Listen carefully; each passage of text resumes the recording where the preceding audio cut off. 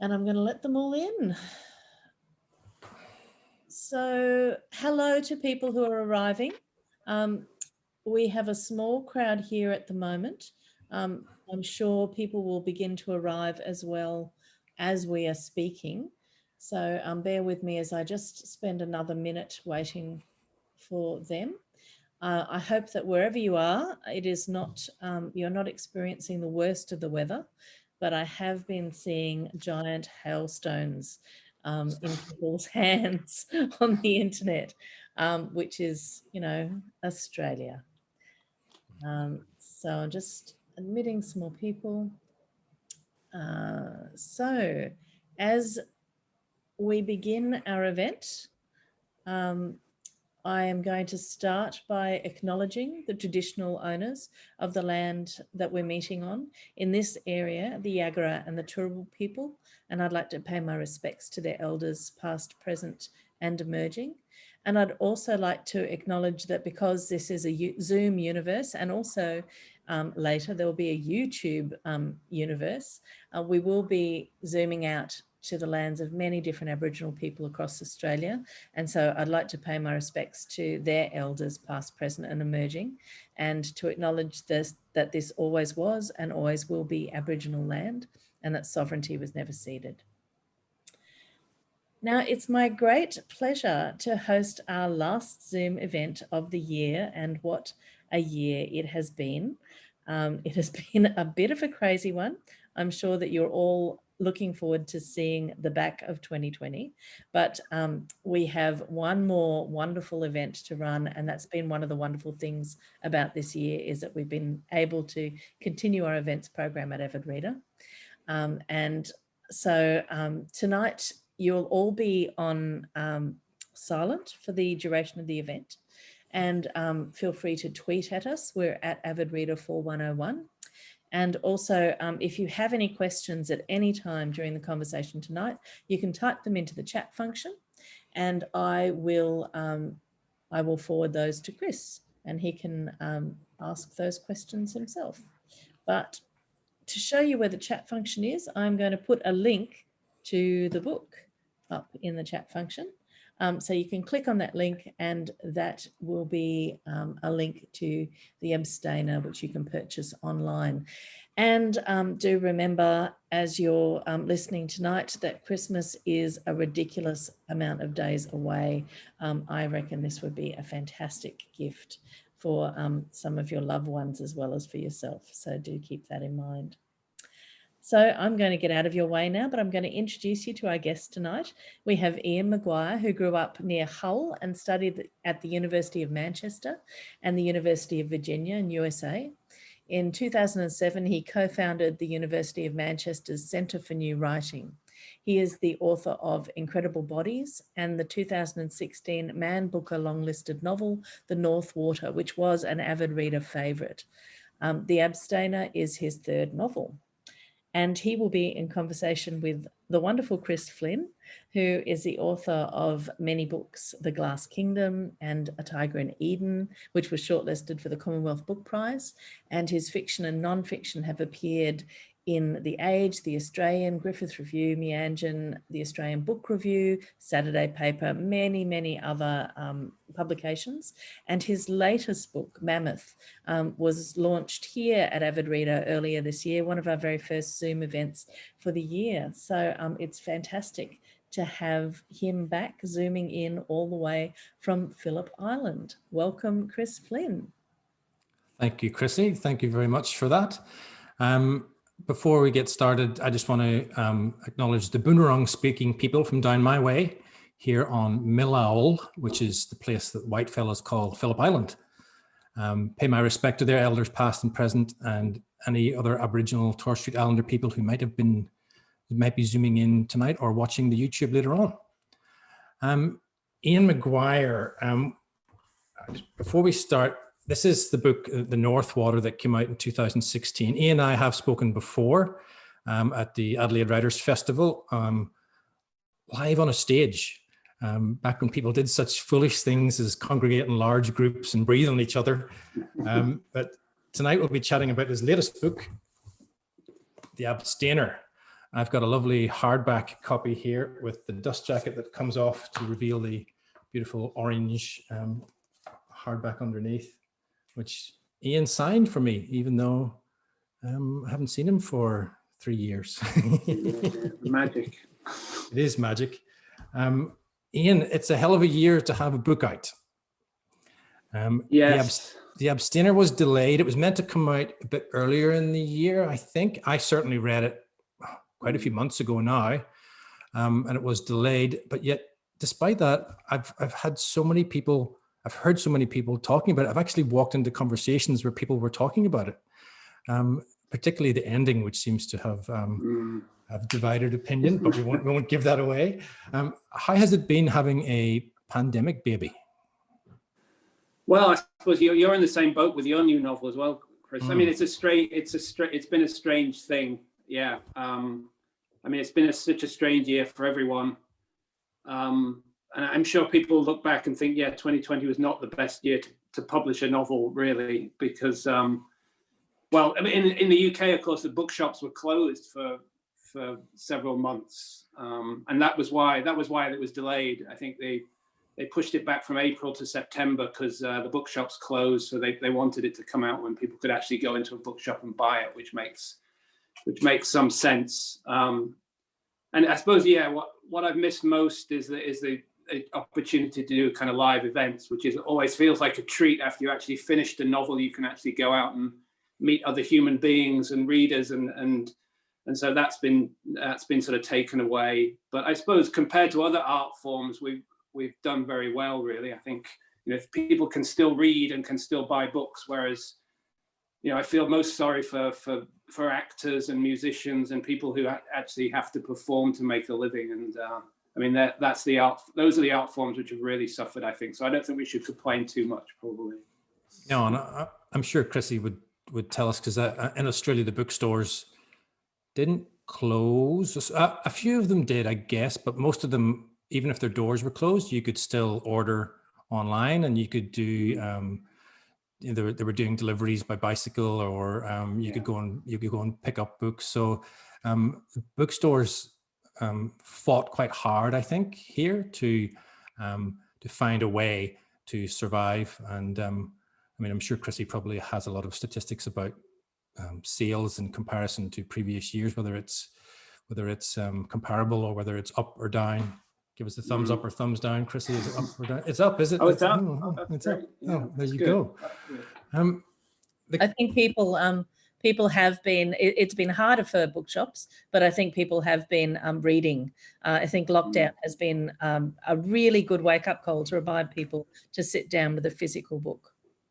Yeah, well, that'll be a positive thing. I mean, I know in France they classified bookshops as essential services, so they stayed open even in the worst lockdown, which I thought was a nice touch. We didn't get that in the UK, unfortunately.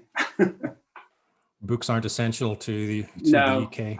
No. The usual Philistine government.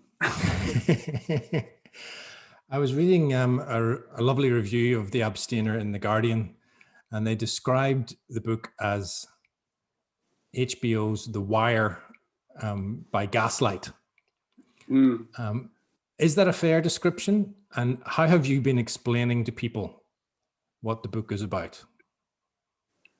I mean, it's a nice description in the sense that The Wire is a brilliant long form TV. So I found it's a very flattering description. I mean, I suppose it's roughly, in some sense, it's a crime novel, I suppose. I mean, and when I kind of realized when I was playing around with the idea to begin with, and I realized that I was going to have a detective as the main character, I was slightly taken aback by that, because I thought, no, this is a crime novel. I'm not a crime novelist, so how is this going to work? So it does. I mean, it has that crime element, but I don't think it is. I don't think it's kind of a genre piece in that sense. I hope there are other things going on, as well as the kind of the sort of plot-driven crime stuff. I think it's like the thwart, I suppose. I think it's a novel which has its foot in 2 or 3 different genres. I mean, it's crime novel, a thriller, but it's also has some elements of literary fiction. So I think it's got all those things sort of mixed up together, I suppose. So if I try and explain it, I suppose in that kind of slightly clumsy way, that's what I offer. I think that's a good explanation, though. Your books are difficult to classify, I suppose. There's a lot of cross-genre things happening in the books. The Northwater is almost a horror story, but it's also a seafaring story, and that sort of almost like that. I guess your work reminds me of almost 19th century authors, that time when literary fiction was also adventurous and plot driven, and things happen, and which sounds crazy that we're talking about that, but I guess increasingly in recent years, literary fiction has become a bit more navel gazing, if you like, and not embracing adventure, perhaps. Would you say you're an adventure fiction novelist? It's a phrase that came up with the Northwater. Yeah. I think there is that, and then there is that kind of 19th century quality. Well, I mean, they're both set in the 19th century, of course, but in terms of borrowing elements from the 19th century novel, and I love those. I love that 19th century kind of adventure novel. There's kind of excitement to that, which I think is worth keeping. And I mean, I suppose I think you can combine that with other qualities. I think it's not really either or. You don't think you have to choose between an exciting plot which keeps you gripped and good quality writing and characters that have some depth to them. I think ideally you should be able to try and have all of that. And I suppose that's sort of what I try to do. But I think you're right. There's a lot of, sometimes the literary fiction is almost set against sort of plot-driven fiction, as if the two things can't come together, really. Yeah, I was chatting to a new author recently from Western Australia, and he's got a book coming out next year, and he said his editor called him up and thanked him for including a plot because he had edited so many books where there was no plot. Well, I find that I have to have a plot to be able to write, really. I mean, I think when I was beginning to write, I think I probably thought, I'll write literary fiction in which nothing very much happens, and which sort of deep thoughts of a thought and clever things happen. And then I realized that it just didn't cohere. It was all just falling apart and crumbling. So I very much admire writers who can create a coherent novel without much of a plot. I mean, I think that's a real skill, but it's not a skill that I have. I feel like if things aren't, the novel just sort of dies in my hands. So it's a kind of requirement for me to be able to push, to have something almost in every chapter which is moving us forward to the next one. I think that's just, I can't write without that, I think. Let's talk a little bit about what the book's actually about, the story that precipitates it. My uncle moved from Ireland to Manchester before I was born. And because Manchester was so far away from Ireland, I only ever saw him once more in my entire life. But it's obviously something the Irish have been doing for a while. Maybe it's because there was a boat that went from Belfast to Manchester, and that was it. Yeah. But I guess that sort of plays into a little bit of what the Northwater is about. Can you tell us about the events that precipitate this story? Yes, yeah, of course. So the novel's set in 1867 in Manchester, or mainly in Manchester, and it's based on an actual historical event, which was the hanging of three Irishmen, three members of the Irish Republican Brotherhood, which was a secret society dedicated to the overthrow of British rule in Ireland, and they were hanged for the murder of a Manchester policeman. But the policeman, Sergeant Charles Brett, was killed during an ambush. So another two leaders of the Irish Republican Brotherhood, who are known as the Fenians, were in a prison van being moved from the court in the centre of Manchester to the prison and the outskirts of town. And they were ambushed by 20 or 30 Fenians carrying guns, knives, clubs, And during that ambush, whether deliberately or accidentally, was never really resolved. A policeman who was in the van was shot in the head and was killed. So three of the men were arrested. Well, many of them were arrested, but three were actually finally convicted, and they were hanged in November. And they became known very quickly as the Manchester Martyrs, and they became, and still are, martyrs in the kind of Irish Republican mythology and the kind of pantheon. So they became important figures in that story of the fight for Irish independence. So that's how this novel begins, and that's based in actual historical fact. And then I kind of spin a story off that. So the central character is a man named James O'Connor, a head constable from Dublin, who is brought over to Manchester to help in the fight against the Fenians, because there was after the hanging a great fear of reprisal, and the city, and indeed the country, was gripped by a kind of anxiety, similar to what happens these days after major sort of terrorist incidents, a fear that the worst is to come, and the forces which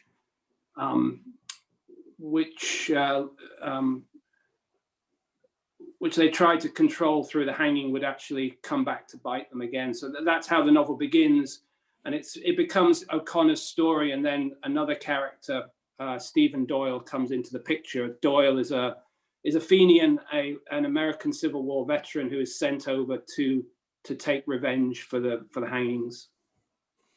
Yeah, Stephen Doyle. He reminded me a little bit of some of the characters from Sebastian Barry's novel Days Without End, which is set, during the American Civil War and the Indian Wars.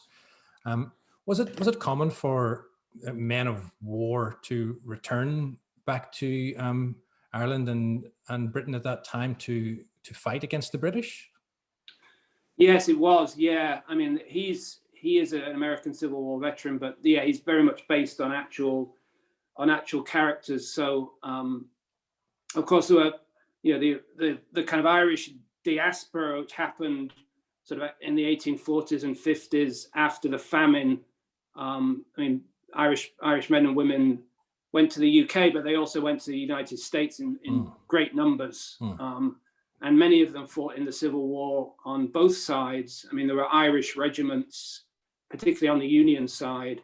Yeah, and when the Civil War ended in 1865, the Fenians recruited energetically among Union troops. So they went into the camps and signed people up, or got them to swear the secret oath.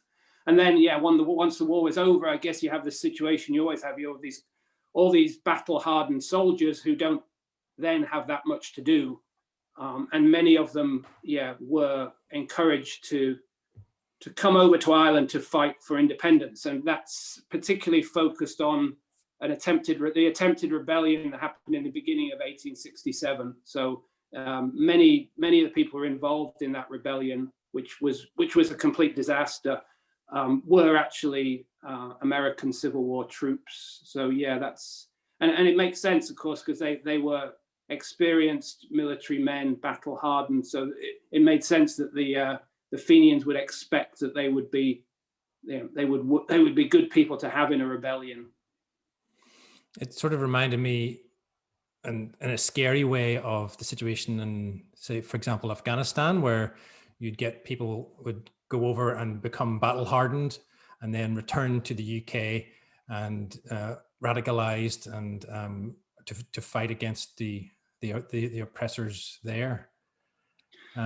Yeah, I mean, I think that's an interesting parallel to draw, because I think those kind of parallels were very much in my mind as I wrote the novel. I mean, one of the reasons I found the topic kind of fertile and interesting was not only because it seemed to me, because it was a historical incident that hadn't really been written about, but also because the themes of the story, political violence and terrorism and nationalism, was so much still in the air. So I think you're right. It felt to me as I was writing it that it was a story which kind of connected to those tendencies which are still around. And of course, in Manchester in 2017, we had another major terrorist attack the kind of bombing of the Manchester Arena, suicide bombing, which was carried out by someone who had been radicalized in North Africa.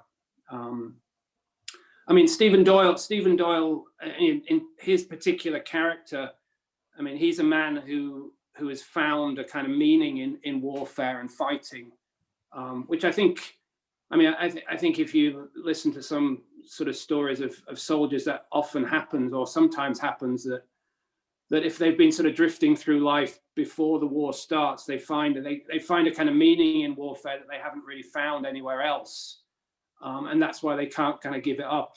After the war is over, they have to try and recapture the kind of buzz or the kind of meaning that they got in battle. And so that's how I imagine him. He's a man who's sort of chasing, or wants to hold on to the kind of meaning that he found on the battlefield, and that draws him back into a different kind of violence.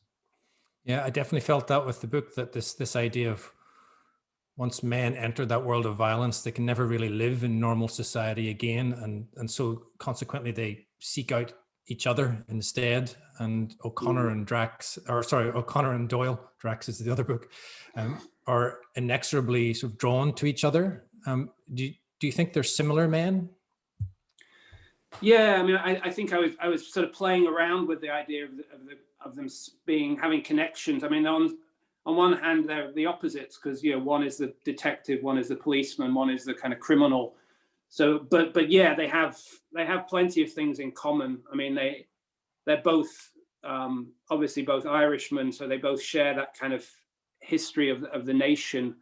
But also, I suppose what draws them together particularly is kind of a more personal set of, I suppose you could say, traumas or violence that they've experienced or known about in their younger life. So O'Connor's father, his backstory is that his father was convicted of manslaughter and then transported, and he's kind of haunted all through his life by this idea that there's something in his father which is in him as well. There's some kind of violence or some kind of darkness which is passed on from father to son. And even though he seems to have escaped it partly by joining the police, it comes up again.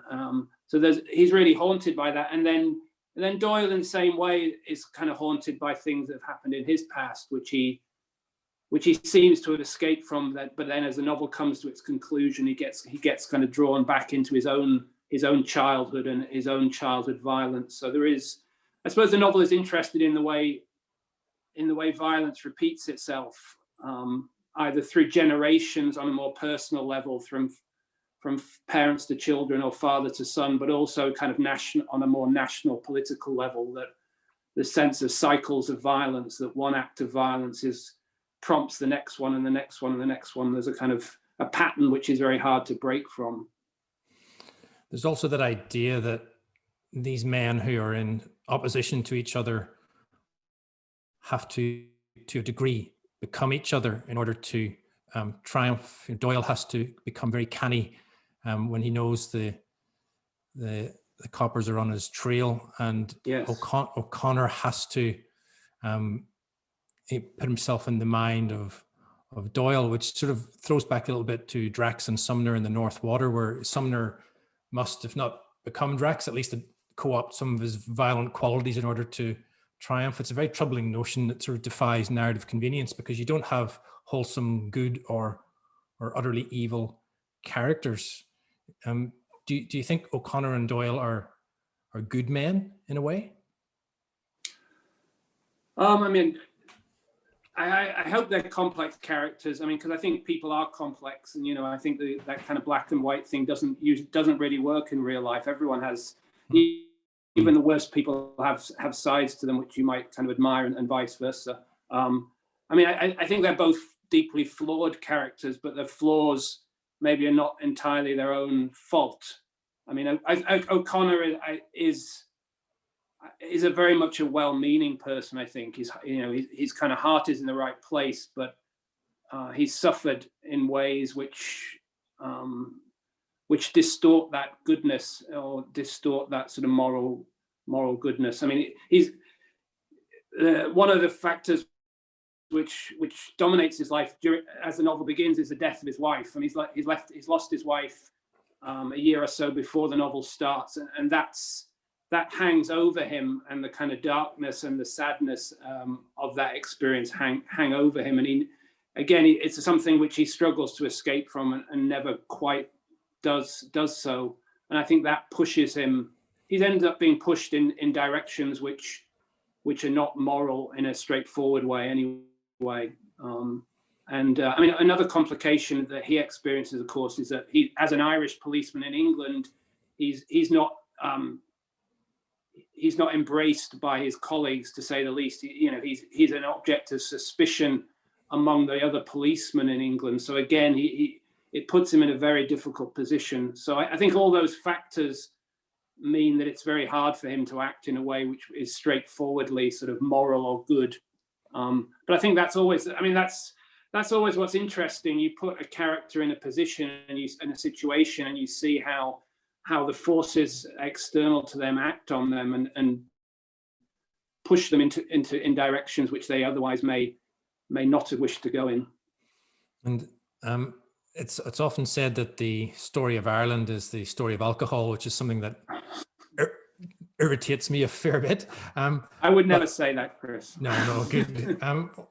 But I guess booze does play a bit of a relationship in the book in the way that the men interact with each other. And of course, the title is The Abstainer because O'Connor doesn't drink until he does, of course. Yeah. But what sort of relationship do you think alcohol plays with the way men interact with each other and with the women around them? That's an interesting question. Yeah, I mean, I suppose in the novel, particularly for O'Connor, I mean, as the novel opens, he's an abstainer, so he stopped drinking because after his wife died, he went into a kind of spiral based on drinking too much and being drunk on duty and so on. So I think in the novel, the difference between abstinence and drinking is the difference between sort of control and chaos, I suppose.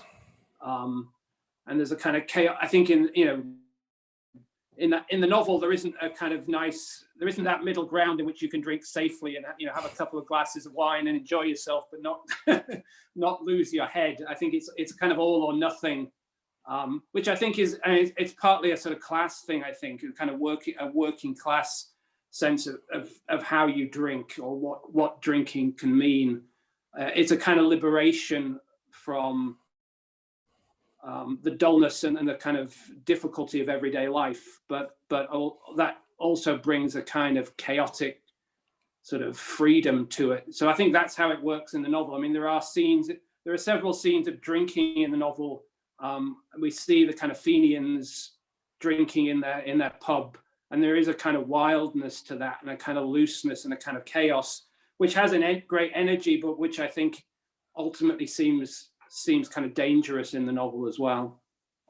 Well, they make big plans when they're drunk that maybe aren't the smartest moves. Yeah, that is, it's interesting to me that because, as an Irishman, everyone I meet expects me to be a drinker. And I'm not really much of a drinker. And I'm in a motorcycle club here, and it's all very working class men, all older than.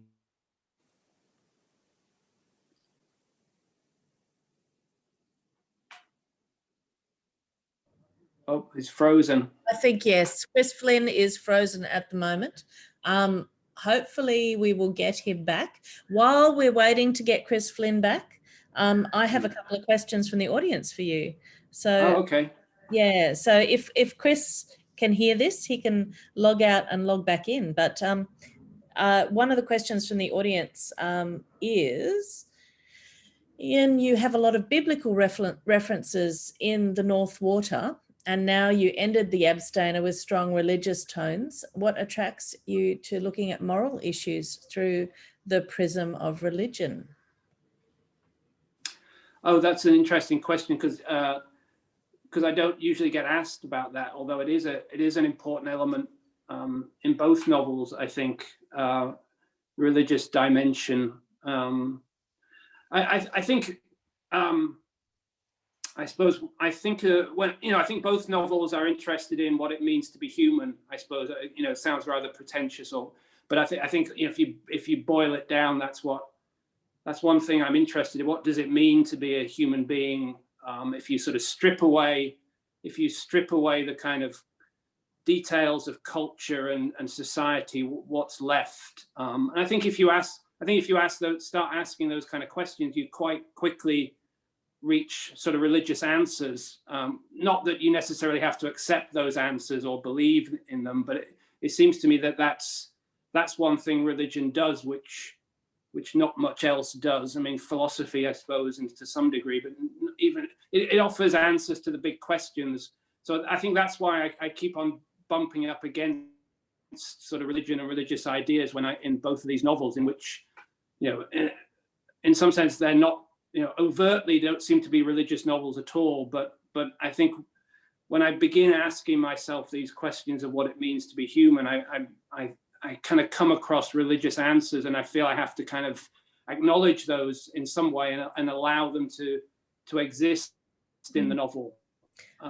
So in both the North Water there's a priest in the North Water who represents religion, a certain kind of religiosity, and then in this novel, without giving away the ending, there is a sort of religious coda there as well.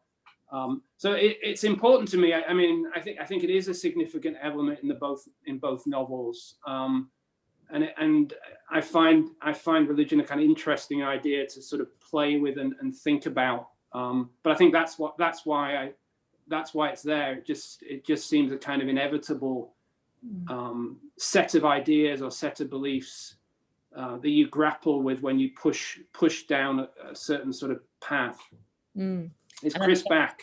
Chris is back. And I was going to say, I suppose art is the other way. We grapple with what it is to be human. Yes. The way to do it. And I will hand over to Chris again. Sorry, we lost you, Chris.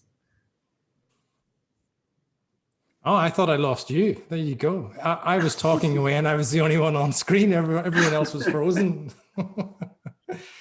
Bloody Zoom. We got you back. Right. So you've already asked about the religion thing? I have. Yes, we've done that. We've done that bit. All right. What have I got then? So I was going to ask a few things about the anti-British undercurrent in your work, Ian. It's probably unsurprising that there's a bit of an anti-British undercurrent in my work, which gets pointed out to me to a lesser or greater degree at times, but yours as well. How Irish are you, Ian? Oh, not at all. No, I mean personally, my great grandfather came from Fermanagh to Glasgow in the 19th century. Because the McGuires were the kings of Fermanagh. There you go. Yeah, but in terms of growing up, I had zero sense of being Irish, so I can't claim any kind of sense of Irishness. I think I do have some very close friends in Manchester who are Irish, so I think my sense of Irishness really comes through them rather than through any kind of personal history. Although having said that, I suppose even that very slight connection was kind of useful when I was writing the novel a little bit. It gives you a sense of, I mean, I think you're always looking for a sense of how can I, is it okay for me to tell this story, or do I have some kind of grip on this? And even though it's not, there's hardly anything there, it helped a little bit to give yourself the confidence that you can kind of do it and tell the story. So but no, I don't claim any personal Irishness at all.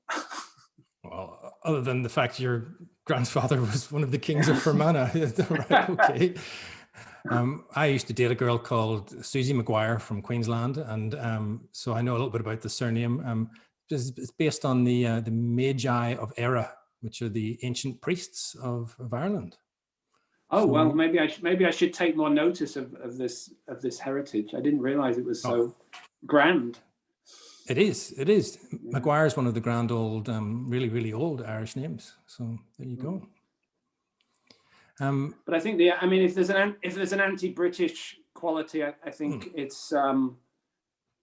I suppose when you think about the 19th century, you kind of run into the whole problem of the British Empire. Really, if you're writing about Britain in the 19th century, the empire is there, and I think it's interesting. Of course, the classic British novels of the 19th century, often the empire is only noticed in passing, or it's kind of not. It's not really mentioned, or it's just sort of hanging around in the background.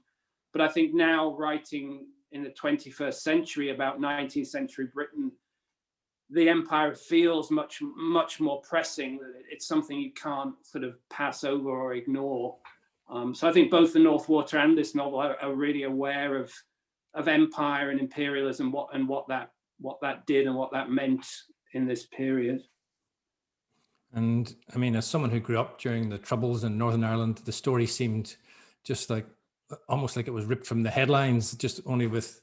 And instead of contemporary dress, they were just dressed a bit differently. It didn't seem like very much had ever changed in the 150 years since. Is violence so imbued in the British-Irish relationship that it's always going to be there? Well, I mean, like you, yeah. I mean, I grew up when the Troubles were at their height, and that sense of bombs going off all the time, and that just being sort of normal. And the kind of mainland bombing campaigns, and the sense of, places, people would call up bomb threats all the time. So I mean, that was definitely that experience of just the kind of normality of violence fed into the novel, and my experience of it. Yeah, I mean, and you probably have a better sense of me than I do, Chris, of what the future may hold. I mean, we're obviously going through a period where post Good Friday, things have calmed down somewhat, but people I know, I mean, the Northern Irish people I know from Northern Ireland sort of are never tremendously optimistic. I mean, the sense there are always the possibility of violence sort of below the surface. Those people, those men of violence are still there, I think. I don't think there's any doubt about that. Whether they feel able to sort of act out their fantasies or their desires is another thing. But I don't think those people have disappeared, and no, I don't think those animosities have disappeared either, unfortunately. No, because they're so ingrained that people don't know anything else, and they're kind of addicted to it. Anytime I go back home, you get the sense of a post-war environment where everyone's just sort of slightly frustrated that there's not a conflict going on, because that gives them a narrative, and as you say, there's so many guys walking the streets, and you look at them, you think, bloody hell, look at him. You just, I mean, you can spot a former terrorist in Belfast because he's a guy with a spiderweb tattoo on his head driving a BMW 7 Series, Yeah, I mean, it's not been that long since since the weapons were given up. I think it's, you could look back on this. Given up, yes. You could look back on this as a brief period of sort of a lull in the violence, possibly. I mean, who knows what it will look like. I mean, another danger, of course, is Brexit, and this sense that has pushed us closer to a united Ireland, which will, of course, inevitably stoke a backlash in the north. So I think that's the next potential flashpoint. I think if we begin to get a sense of Brexit pushing Ireland towards a separation from the United Kingdom, I think that could create problems. So it's not gone away. Yeah. Yeah. I guess colonialism didn't really work out for the British, though, did it? Do you think an attachment to colonialist ideas holds Britain back from entering the modern world in a way? Well, that's a fascinating sort of question, I think, about Britain, contemporary Britain, and how it sees itself and imagines itself in the world. I mean, the empire is still an unresolved issue, really. Partly because people can't agree on what it meant or what it was. I think so. If you can't have any kind of consensus on what empire was, whether it was a good thing or a bad thing, or whether it is important or unimportant, I think it's very hard to kind of move on from that.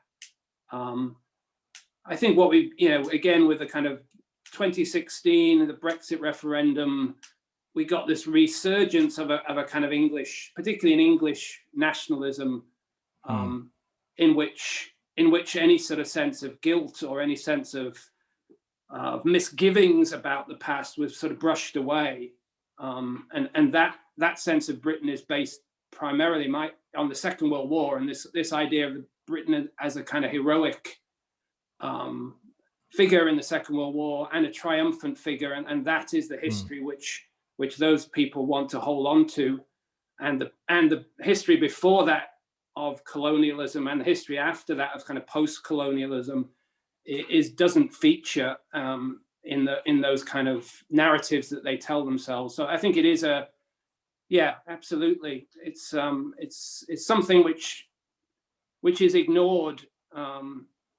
and which we certainly haven't come to terms with in any sort of deep and meaningful sense, really. If we go back to the 19th century and the sort of and the world of the book for a moment, two of the things I want to ask you, we spoke briefly at the beginning about how you inadvertently wound up writing a crime novel of sorts, or a police procedural novel, really. Yes. In which O'Connor has to follow up clues, glean information from informants, and the way everyone talks back there. I mean, you've written two books set in the 19th century. Have you become an expert in how people talked and swore in the 19th century? How do you know these things? How do you possibly research what the daily minutiae of life for a detective would be like in 1867?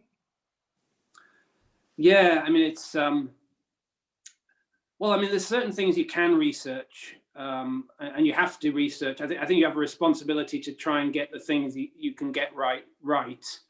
So you do the kind of normal stuff, you do reading and reading newspapers, reading books, going to places and so on. But as you say, that only tells you so much, and what it doesn't tell you is the stuff you, in some sense, really want to know as a novelist, which is, what did people talk? What did they, how did they talk? What do they do in everyday life? What was it like to wake up in this kind of house and have breakfast? And, none of that is recorded. So that's where the novelist has to kind of just step into the breach, I think, and just imagine, based on what you do know, you have to kind of imagine what it might have been like and do your best guess of what that world was like. And I think that's one of the challenges of historical novelists, but it's also one of the joys of it, I think, that what you find out, the more research you do, you find out how many massive gaps there are that you're just going to have to fill in. And that it's a pleasure, because especially with with using the voices and the swearing and things like that. I mean, no one really knows exactly how people spoke, particularly working class people. I mean, I think that's another twist. I mean, both novels I'm writing primarily about the working class, and those are lives which are not recorded, definitely not recorded. So you have to sort of spin it out. And I think it's with the voices, you're going for something which feels authentic, but also which works for a contemporary novel. So I think you're kind of balancing the sense of, is this maybe how they would have spoken, with what's this going to feel like when someone reads it now, and what's the kind of quality of that. So I think you're always, particularly with dialogue, I think dialogue is always somewhat stylized.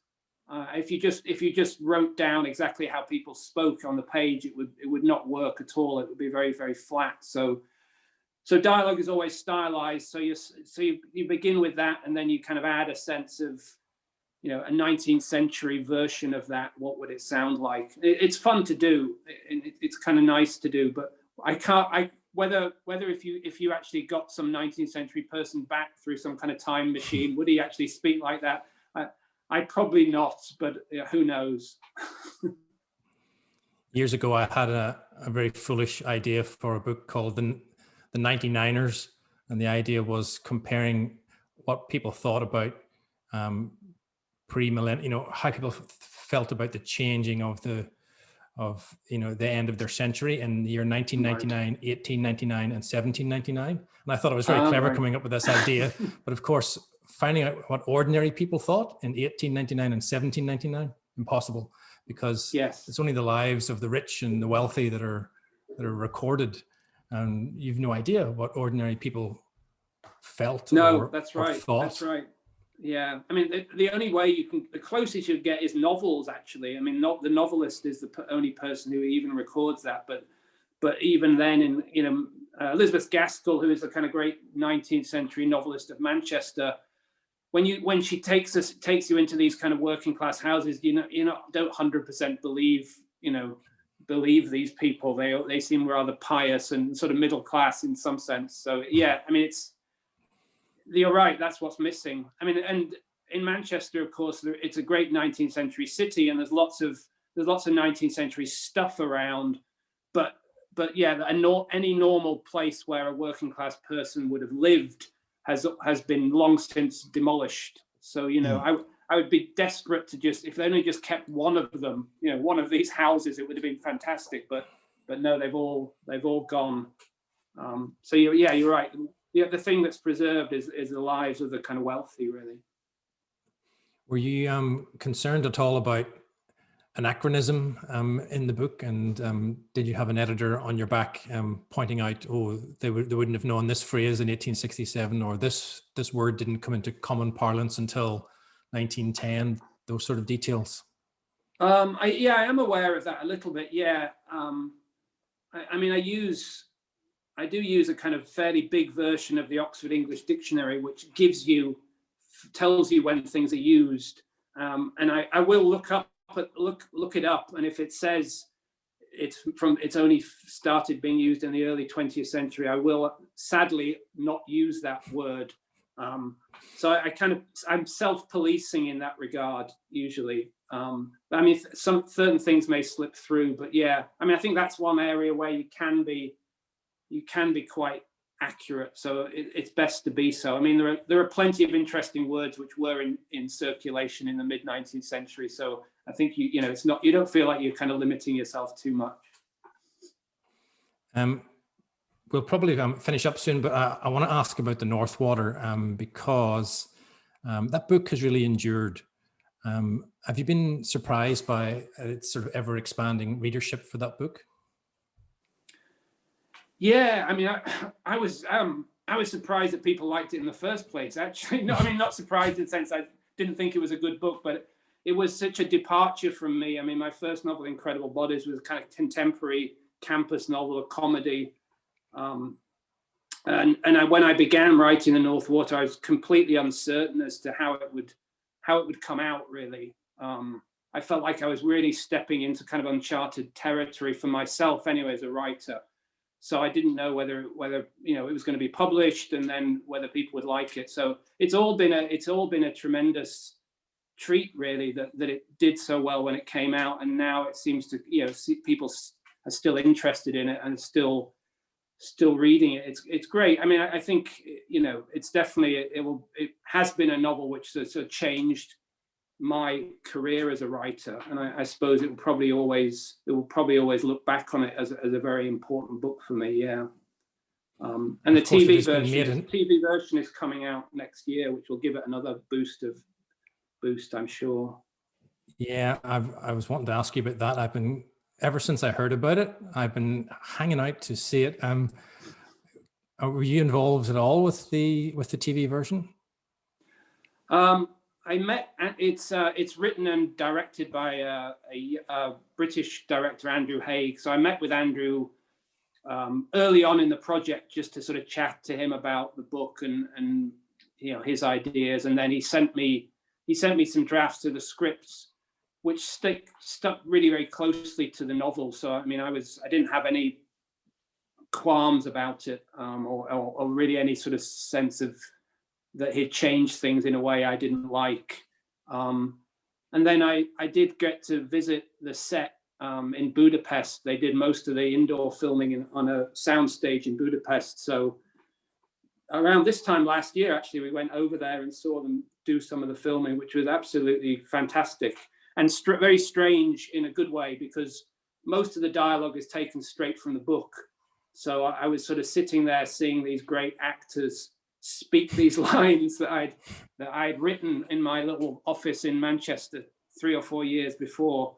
So it's great. It was very strange but good. And I think it's going to be a really good series. I mean, I saw some of the rushes. I mean, that was all they had at the time. They've done all the outdoor scenes actually in the Arctic. So they took several ships up there and did them on the ice. So I think it's going to be quite something when it's out. Would probably be this time next year. Oh, this time next year? That's ages away. It was delayed. I heard that It was meant to be this. It was meant to be now, but then they were just doing the last few days of filming in March in Canada, and everything closed down. So it was just agony. I think they were like 4 or 5 days from completely finishing it, and then they had to leave the country. So it was very painful. So it's been a casualty of the COVID thing for sure. I heard that they shot further north than any TV show or movie has ever been shot.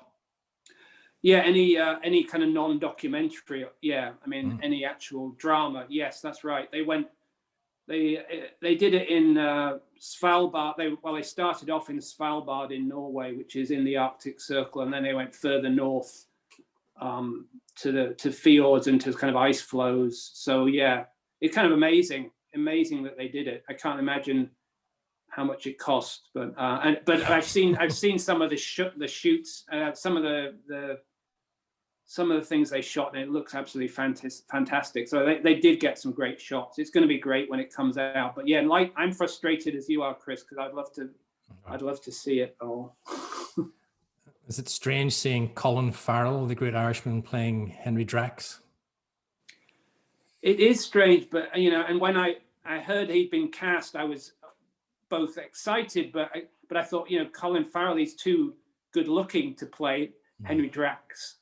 But then I got onto the set, and he'd gained, I think, 3 stone or 3 or 4 stone to play Drax, and so he looked. I mean, you could still see Colin Farrell's sort of beautiful features sort of under the extra flesh, but he did look scary and big. So I think I think it's going to slightly change people's ideas of Colin Farrell as well, because I've never seen him play a character quite like that either. Hopefully the Abstainer makes it on screen too, and we end up seeing some other seminal actors playing the roles. Yeah, I mean, I've had some interest, so I think maybe it's probably going to be optioned probably for TV. These things always take a long time, but I think there is some interest in it. And these days, TV, TV is blooming and blossoming, isn't it? It's really, as an art form, it's really sort of come on leaps and bounds.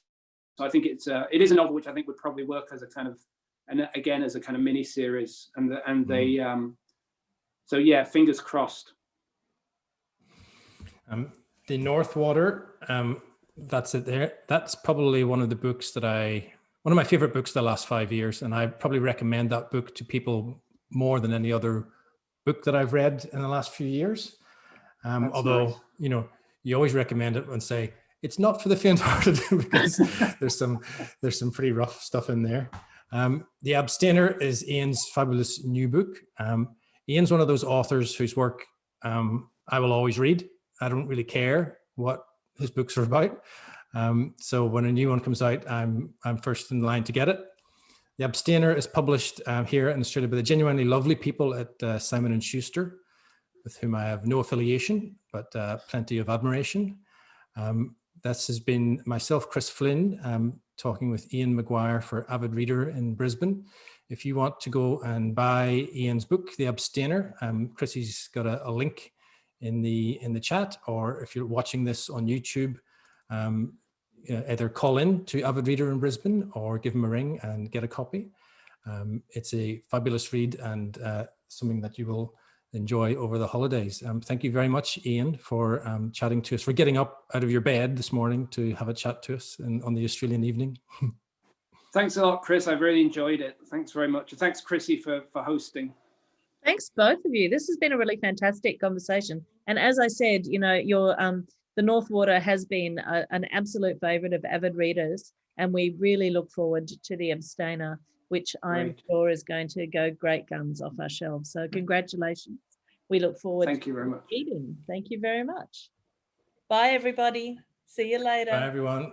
Bye. See you, Ian. See you, Chrissy. Bye. Bye. See you.